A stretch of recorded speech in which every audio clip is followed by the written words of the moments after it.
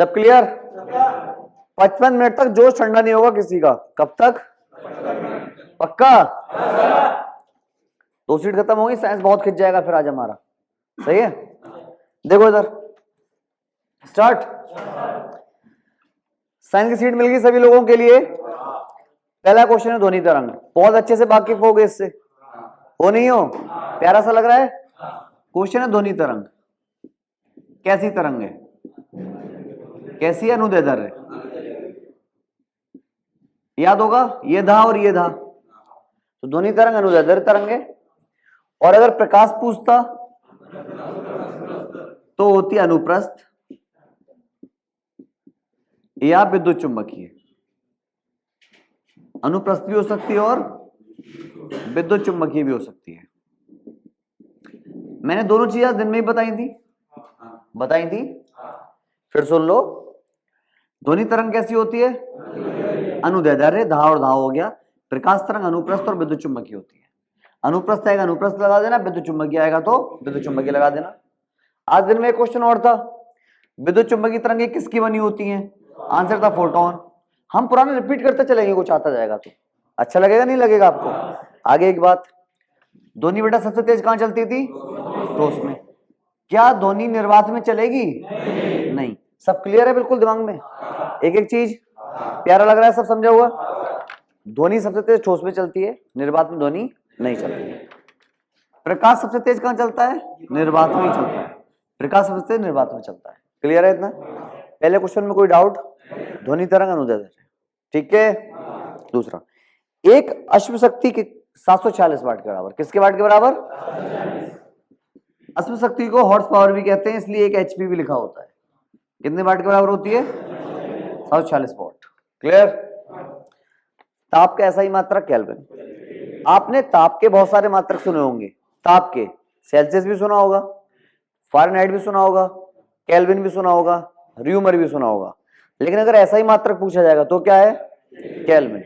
जैसे दूरी के मात्रक सेंटीमीटर भी होता है, दूरी को सेंटीमीटर में नापते हैं, मिलीमीटर में भी नापते हैं, मीटर में भी, किलोमीटर में भी, मील में भी नापते नहीं नापते हैं।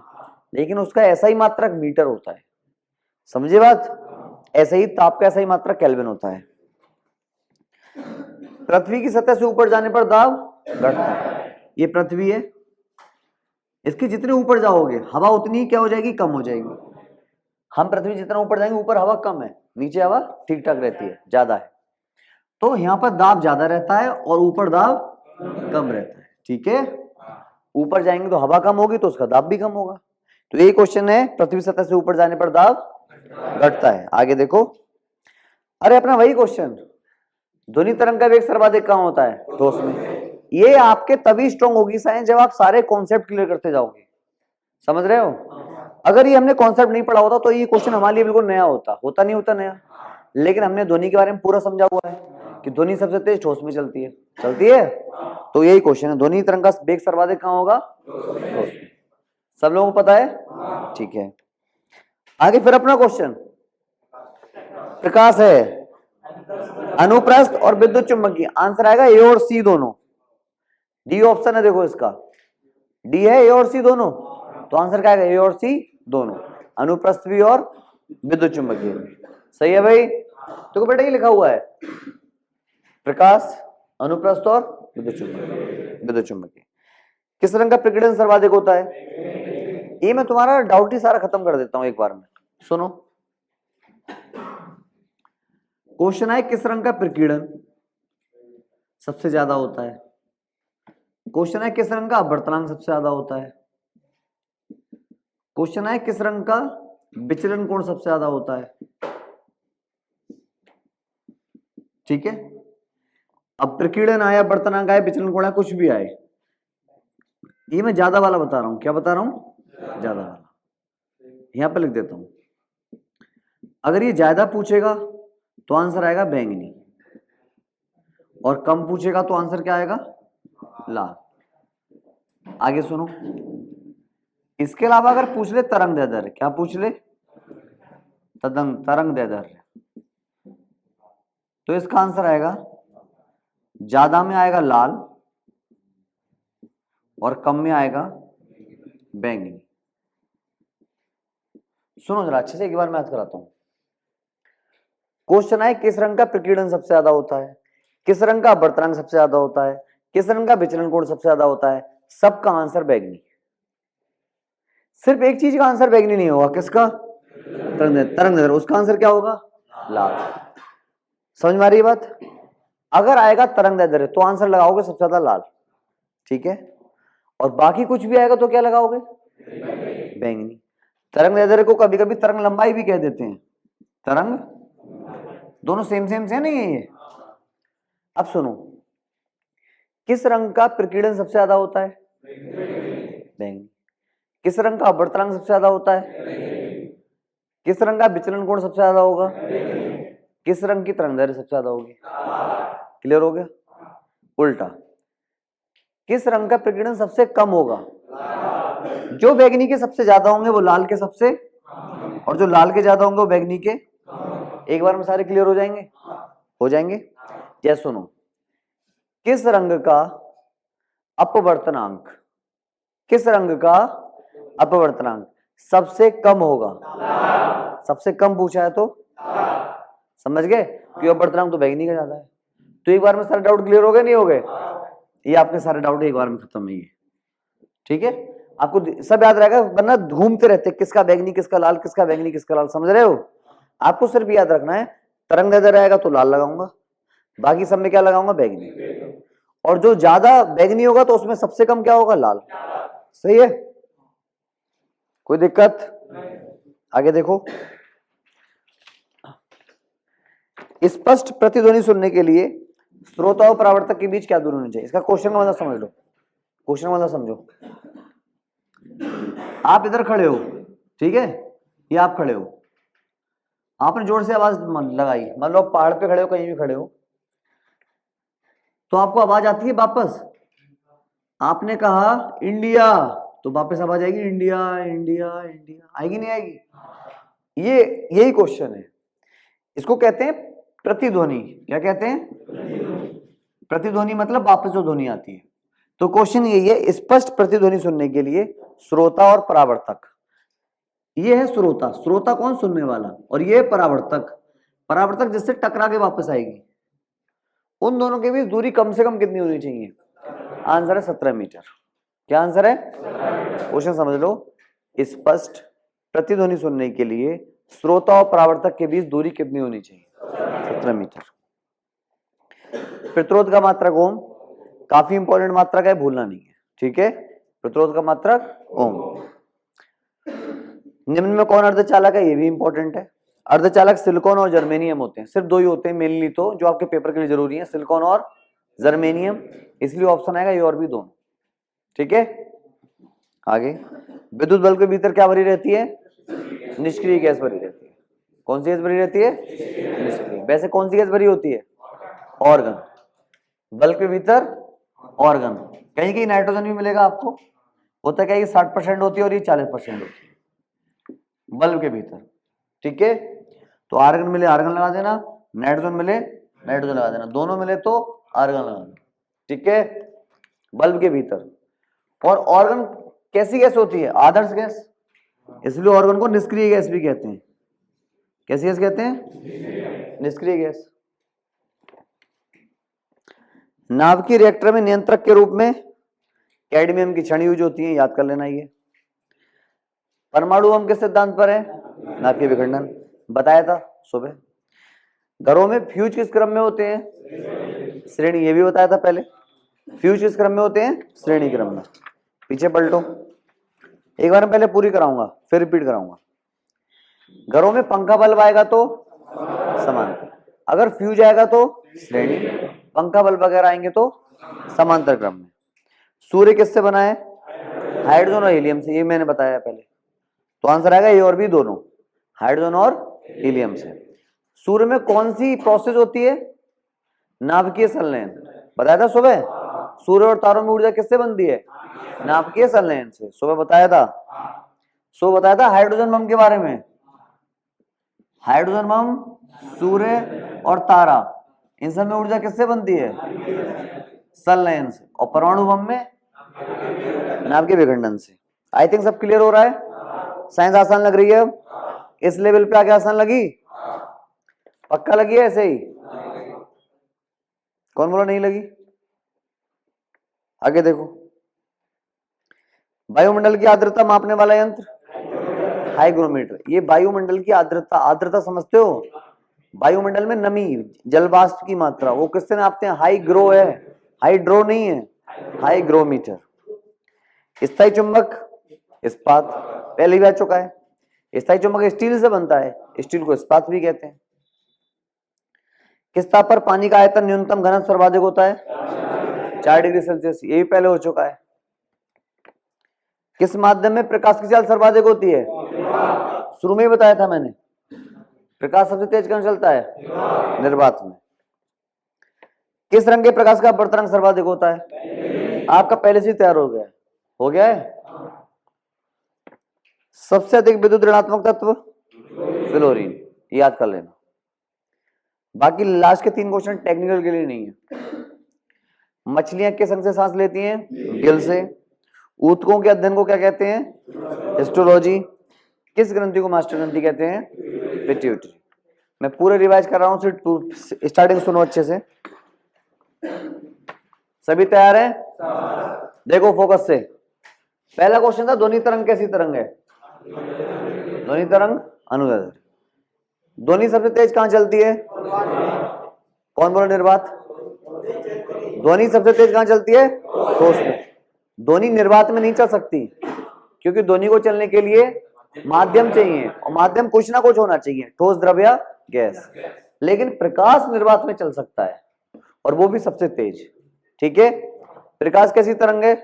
अनुप्रस्थ और विद्युत चुंबकीय। ठीक है। आगे देखो, एक आसुप शक्ति 746 वाट होते हैं। ताप का ऐसा ही मात्रक केल्विन। पृथ्वी की सतह से ऊपर जाओगे तो दाब घटेगा, पृथ्वी सतह से ऊपर जाओगे वहां हवा कम होगी, हवा कम होगी तो दाब कम हो जाएगा उसका। ध्वनि तरंग सबसे तेज कहां चलती है? ठोस में। क्वेश्चन अभी बताया था, ध्वनि सबसे तेज कहां चलती है? ठोस में। आगे वही क्वेश्चन, प्रकाश कैसी तरंग है? अनुप्रस्थ और विद्युत चुंबकीय। तो आंसर आएगा ये और सी दोनों। सिर्फ सुनो, किस रंग का प्रकीर्णन सर्वाधिक होता है? आंसर आएगा बैंगनी। बैक पेज पे क्वेश्चन है किस रंग का अपवर्तन रंग सर्वाधिक होगा? बैंगनी। सिर्फ सुनो, स्पष्ट प्रतिध्वनि सुनने के लिए श्रोता और परावर्तक के बीच दूरी होनी चाहिए 17 मीटर। कितने मीटर? 17 मीटर। श्रोता बोलने वाला होता है, परावर्तक जिससे टकरा के वापस आती है। प्रतिरोध का मात्रक ओम है। अर्धचालक होते हैं सिलिकॉन और जर्मेनियम, इसलिए आंसर आएगा ये और भी दोनों। अर्धचालक होते हैं सिलिकॉन और जर्मेनियम। विद्युत बल्ब के भीतर निष्क्रिय गैस भरी होती है। आर्गन एक निष्क्रिय गैस है, तो कौन सी गैस भरी होती है? आर्गन। नाभ के रिएक्टर में नियंत्रक के रूप में कैडमियम की क्षण। परमाणु बम नाभ के विखंडन, परमाणु बम नाभ के विखंडन। हाइड्रोजन बम आएगा तो नाभ की संलयन। घरों में फ्यूज होते हैं श्रेणी क्रम में। पंखा बल्ब पूछेगा तो समांतर क्रम में। सूर्य बना है हाइड्रोजन और हीलियम से।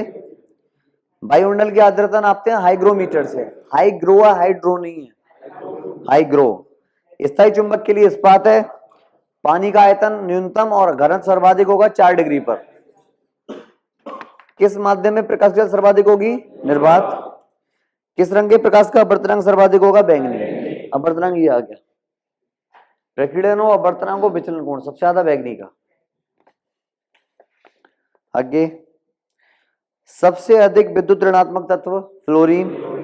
मछलियां गिल से सांस लेती हैं। ऊतकों के अध्ययन को हिस्टोलॉजी कहते हैं। किस ग्रंथि को मास्टर ग्रंथि कहते हैं? पिट्यूटरी। कोई डाउट किसी को? पक्का? ठीक है, दूसरी सीट लो।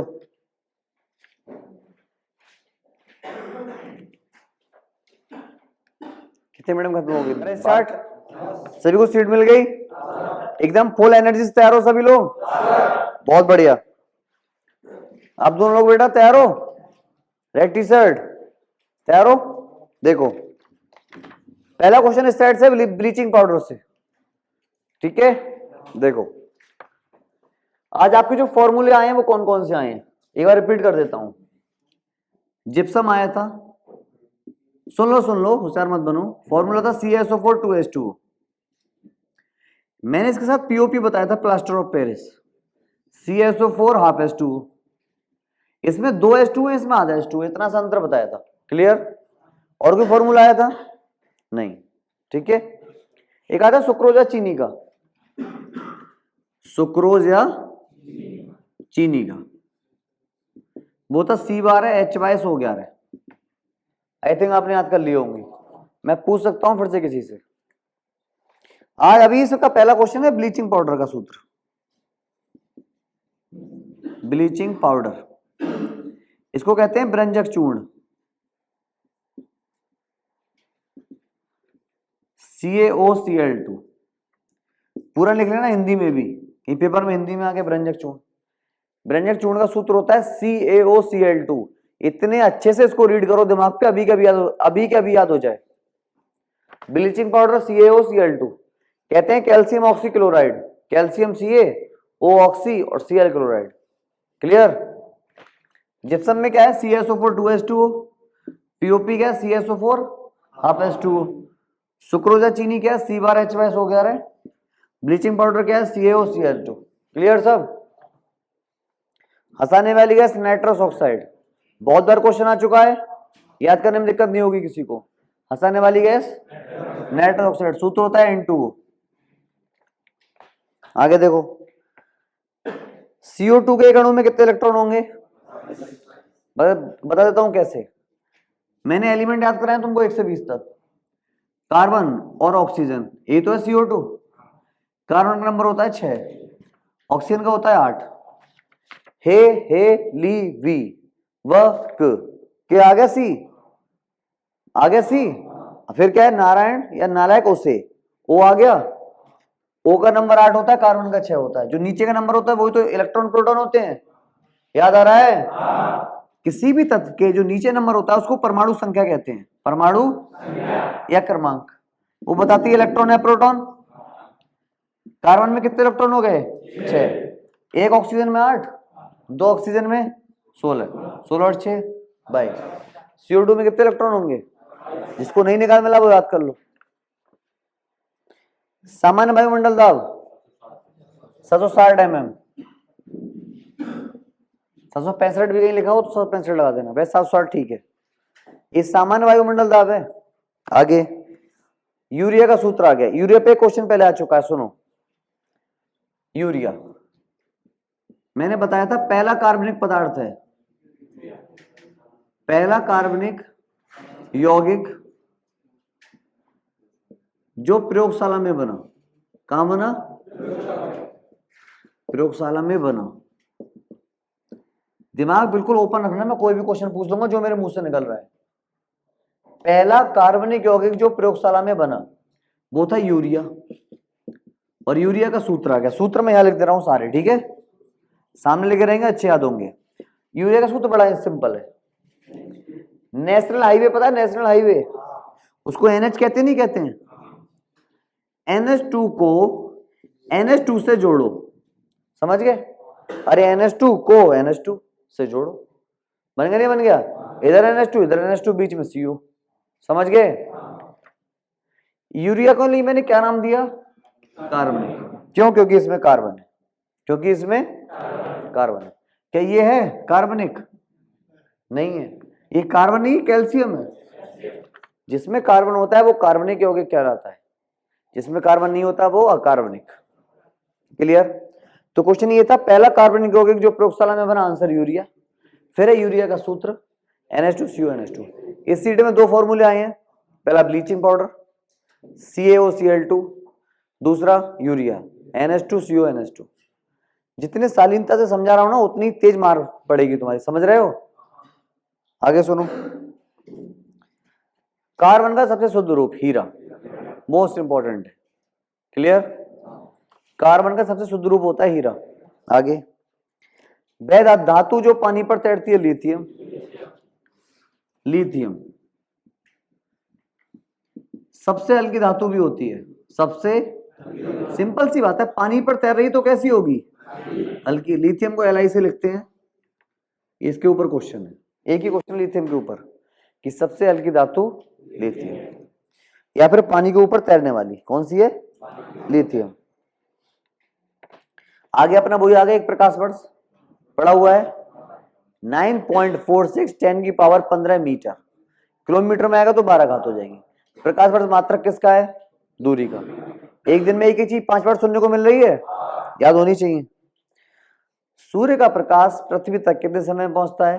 5 सेकंड में। रिपीटेड क्वेश्चन है, क्लियर। तारे टिमटिमाते हुए दिखते हैं अपवर्तन के कारण, ठीक है।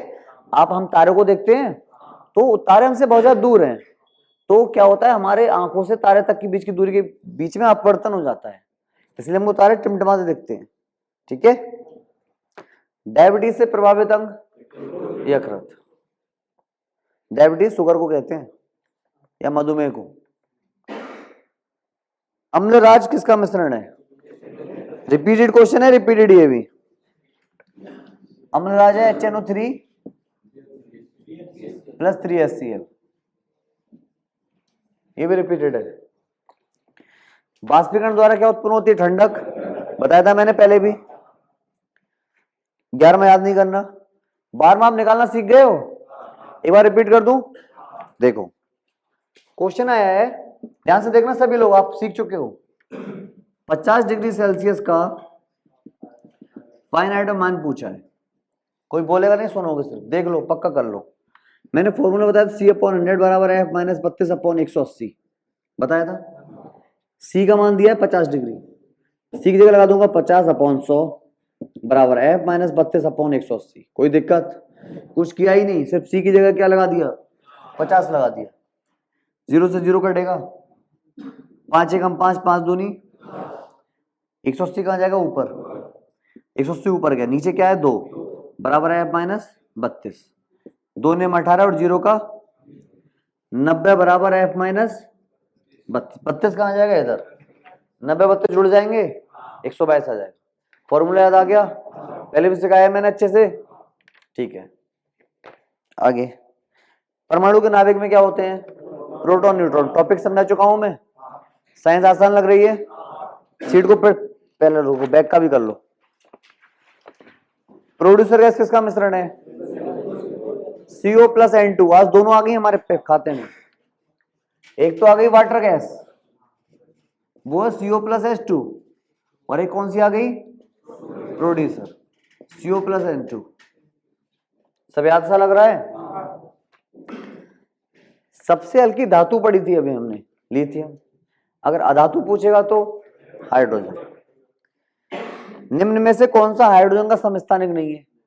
सुनो, मैंने हाइड्रोजन के तीनों समस्थानिक पढ़ाए थे। समस्थानिक याद करो, प्रोटियम, ड्यूटेरियम, ट्राइटियम। कुछ बच्चे थे नहीं, घर चले गए थे, इसलिए उनको याद नहीं आ रहा है। सही है, ये मैंने बताए थे, प्रोटियम, ड्यूटेरियम, ट्राइटियम बताए थे समस्थानिक। समस्थानिक वो होते हैं जिनका नीचे का नंबर समान होता है, बताया था। तो पूछा है कौन सा समस्थानिक नहीं है? ऑप्शन बी देखो, प्रोटियम, ड्यूटेरियम, ट्राइटियम तीनों है, ये आंसर आ जाएगा न्यूरॉन। ये हाइड्रोजन का समस्थानिक नहीं है। फिर वही क्वेश्चन आ गया, लेकिन थोड़ा टाइप गलत हो गया, ठीक कर लेना। पृथ्वी सतह से ऊपर जाने पर, ये हा लिखा है उसमें जी लिख लो, जी का मान। पृथ्वी की सतह से ऊपर जाने पर जी का मान घटता है, ये तो पता ही है। यार देख लो एक बार जल्दी से, फास्ट। ये पृथ्वी सतह है, इसके अंदर जाओ या ऊपर जाओ, जी का मान घटेगा ही, बताया था। सबसे ज्यादा ध्रुवों पर, सबसे कम भूमध्य रेखा पर, बताया था। समुद्र का पानी नीले रंग का दिखाई देता है, या समुद्र नीले रंग का दिखाई देता है, इसका कारण क्या है? प्रकीर्णन। आज 2 क्वेश्चन हो गए हमारे ऐसे। पहला, तारे टिमटिमाते क्यों दिखते हैं? अपवर्तन। समुद्र का पानी नीले रंग का क्यों दिखता है? प्रकीर्णन।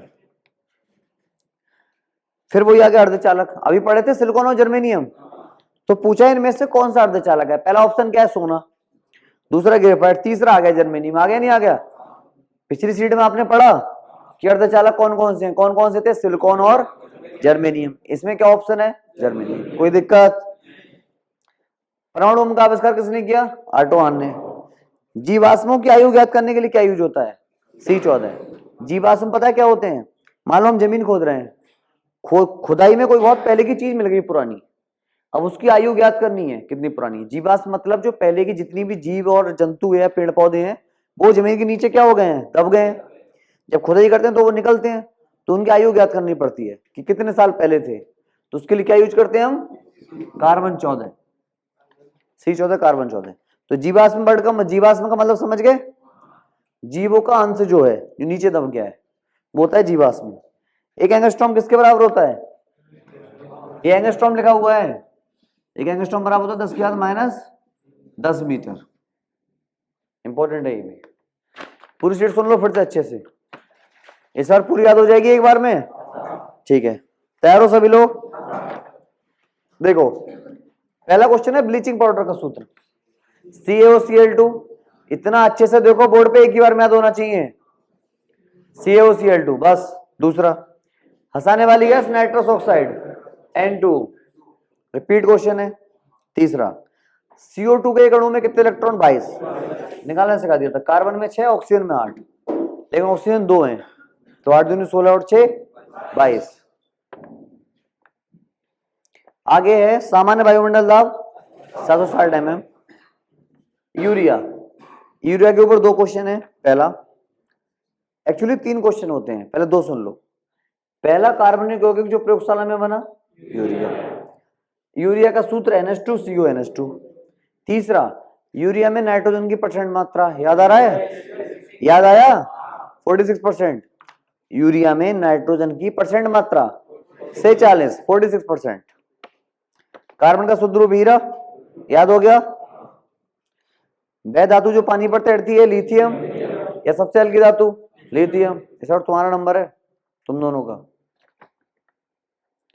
एक प्रकाश वर्ष का मान पता ही चल गया, 9.46 10 15 मीटर।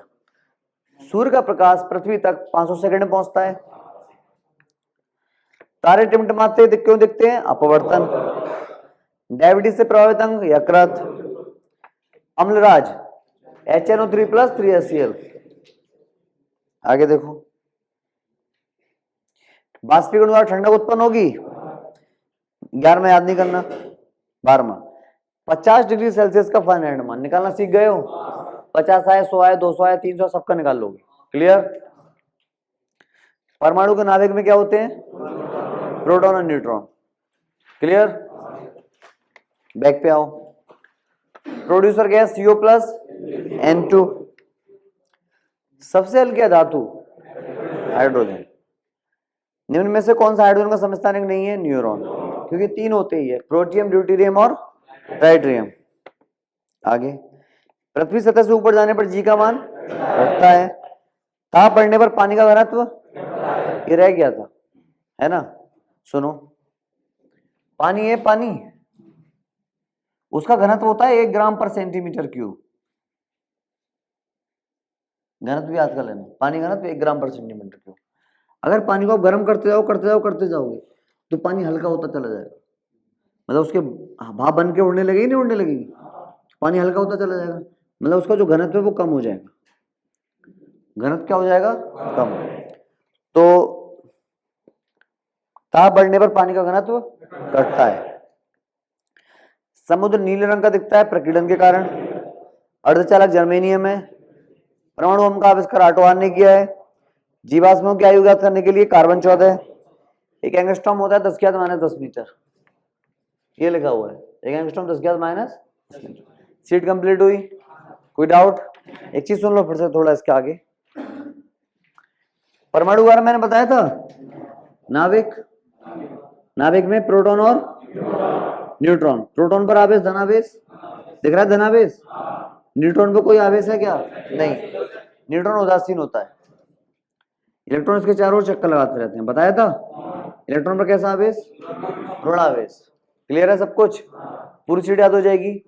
कोई डाउट दोनों सीटों में, बहुत जल्दी खत्म हो गई ना।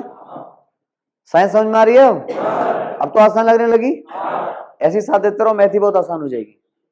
क्लियर।